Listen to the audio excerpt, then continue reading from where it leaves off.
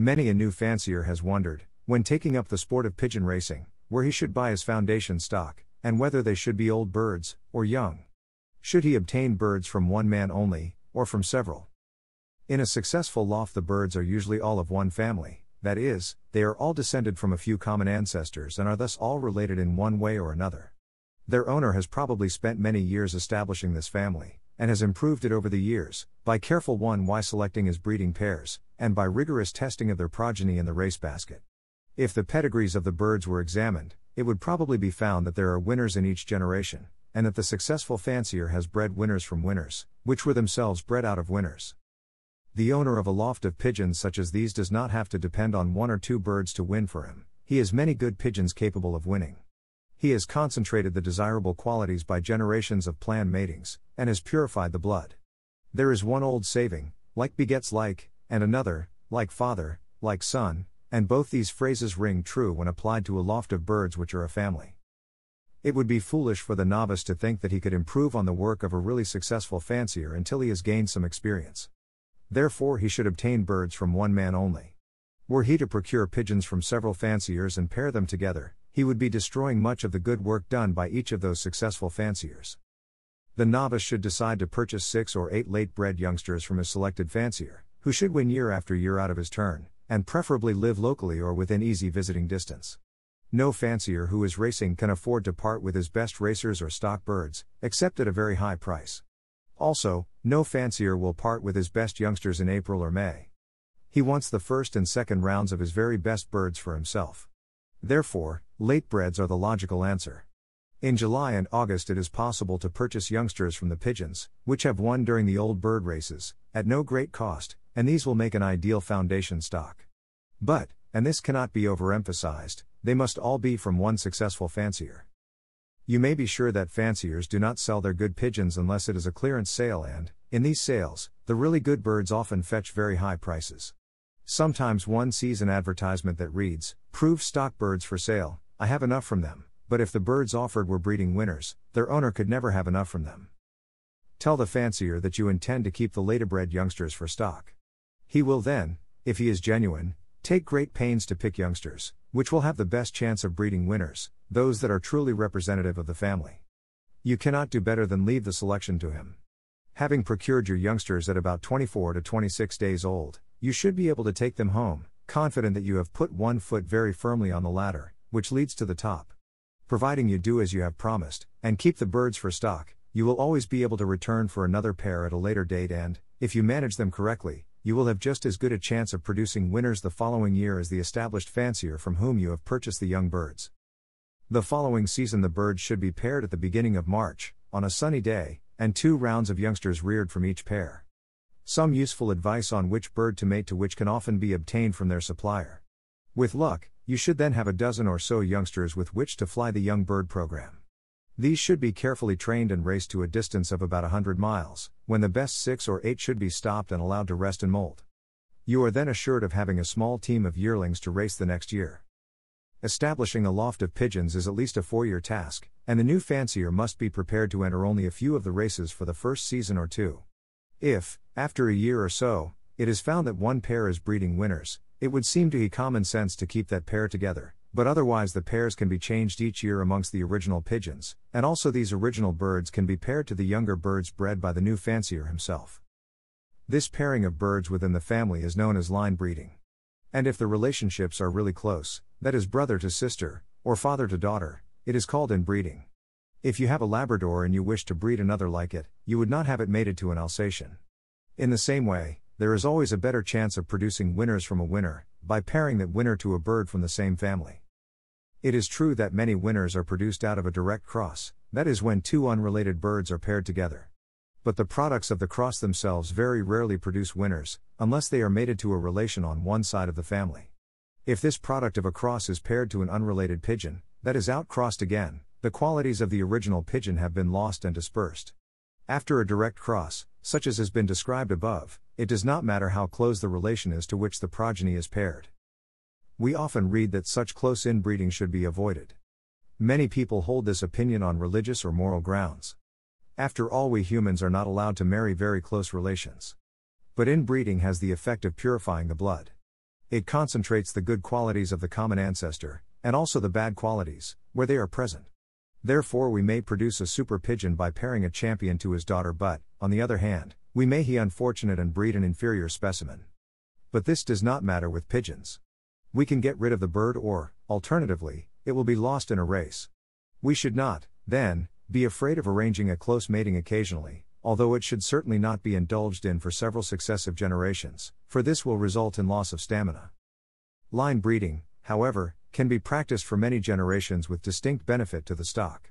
Such matings as grandsire to granddaughter, or great-granddaughter, uncle to niece, half-brother to half-sister, come into this category. This method of arranging matings, so that the blood of the important ancestor appears on both sides of the pedigree, is the one, which in my opinion is most likely to produce winners. The mating of full brother to full sister does not appear to me to serve any useful purpose. It does not aim to reproduce either the father or the mother of these two birds, and the cock may have inherited entirely different qualities from his parents from those of his sister. Consequently, in deciding which bird to pair to which, we should work on two main principles, namely, either pair the best to the best and hope to produce something better than either parent, or try to reproduce a champion pigeon already in existence by careful line or inbreeding. Every fancier should make a study of that most interesting subject, the inheritance of color and wing pattern. First, we must distinguish clearly between the different meanings of these terms. By color, we mean either the ash red or the blue-black color. By wing pattern, we mean either barred, as in the blues and mealies, light checkering, or dark checkering, as in the dark checkers and reds. Birds of the ash red color are the mealies, light red checkers and the reds, and their equivalents of the blue-black color are the blues, light blue checkers and dark checkers. The important facts are these: when a pigeon inherits the ash red color from one parent and the blue-black color from the other, the ash red always prevails over the blue-black and the pigeon is of the ash red color. The ash red is said to be the dominant characteristic. The blue-black color is suppressed and is said to be the recessive characteristic. Hens only pass color, ash red or blue-black, to their sons. Cocks pass color to both their sons and their daughters. Conversely, a cock inherits color from both his sire and his dam. A hen only inherits color from her sire.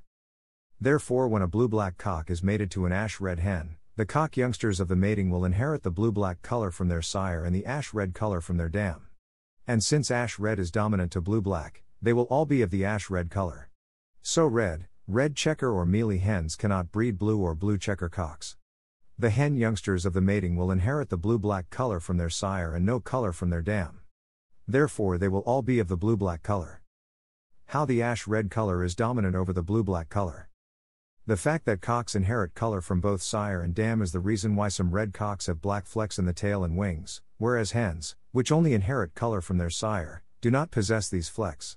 Thus a cock which has inherited the ash-red color from one parent, and the blue-black color from the other, will be of the ash-red color with black flecks. He will be able to pass on to his progeny either the ash-red or the blue-black color. The hen is the color which she has inherited, and that is the color she passes to her sons. The wing pattern is passed from both parents to both sons and daughters. Thus a blue cock, paired to a blue checker hen, could produce blue and blue checker cocks and blue checker hens. How color and wing pattern are passed from parents to progeny. The bird shows an inherited darker wing pattern rather than a lighter one, as the darker must necessarily mask the lighter pattern. A pigeon which has inherited the barred pattern from one parent, and the dark checker pattern from the other, will obviously appear as a dark checker, but it could pass on to its offspring either of these two patterns. If it were mated to a blue, it would produce either dark checkers or blues. Similarly, blues and mealies must have received the barred pattern from both parents, and this is the only pattern which they can pass to their progeny. In pied, which is the name given to birds which have a number of white feathers, the white color masks the color beneath, and it is amazing how a gay pied, one with the majority of its feathers white, is produced occasionally from two birds which possess very few white feathers. In this short explanation of how color and wing pattern are passed from the parent birds to their offspring, the use of scientific terms has been deliberately avoided, and it is hoped that because the subject has been treated this way, it will be more readily understandable than might otherwise have been the case. Perhaps the following further example will illustrate all the points raised. A dark checker, blue-black, cock is mated to a mealy, ash-red, hen. The cock was bred from a dark checker cock and a blue hen. What colors can we expect the progeny of this mating to be? Firstly, we know that all the cocks will be of the ash-red color and the hens of the blue-black.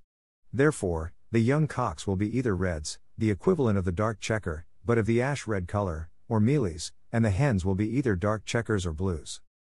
On the continent, fanciers always seem to have many more stock pigeons, which are kept solely for breeding purposes than we do. This is because most of them only fly on the widowhood system, and therefore cannot breed a second round of squeakers from their racers, as we can, flying on the natural system. But the widowhood system has much to recommend it. If the continental fancier is unfortunate and has a very bad race, thereby losing many of his best racers, he can nearly always breed more like them, as he has the parents safely in the stock loft. We often find that by the time we realize we have bred a champion, we have lost its parents. There is a lesson to be learned from this. We must always be on the lookout for a potential breeder of winners. And as soon as we have found this pigeon, be it cock or hen, it must be withdrawn immediately from the racing team, and reserved for stock. We must be prepared to forego any success, which that pigeon might achieve in the races and build for the future. Pigeons, which consistently turn out winners every year, are worth their weight in gold. And the sooner in their life, that their merit can be recognized, the more years will be available for it to be used. It is far better to stop a breeder of winners from racing in the prime of its life, and put it to stock, than to wait until it is too old to race. Even the best old pigeon can be lost in an effort to extract one more winning performance from it, and in addition the offspring it would have bred, had it remained in the loft for a number of years in well-earned retirement, are lost forever. This is one of the best ways of ensuring that, once we have reached the top, we stay there. Providing they maintain their health and vitality, there is no reason why good stock pigeons should not continue to produce winners for many years. I have 2 old cocks, one 15 and the other 14, which are still breeding winners. The elder of the 2 is just beginning to show his age, but the other has all the energy of a 2-year-old. Just as cattle breeders try to improve the quality of their beef herds and the milk yield of their cows, so we must, by careful selection and well thought out matings, endeavor to improve the racing ability of our pigeons. As the years go by, if we are successful in our efforts, we shall find that we are losing fewer birds, and that we are breeding a greater percentage of good pigeons. Also, we shall discover that our birds are breeding true to type, and that certain pigeons appear in the pedigrees of nearly all of them. In fact, we have achieved what we set out to do, and have established a family.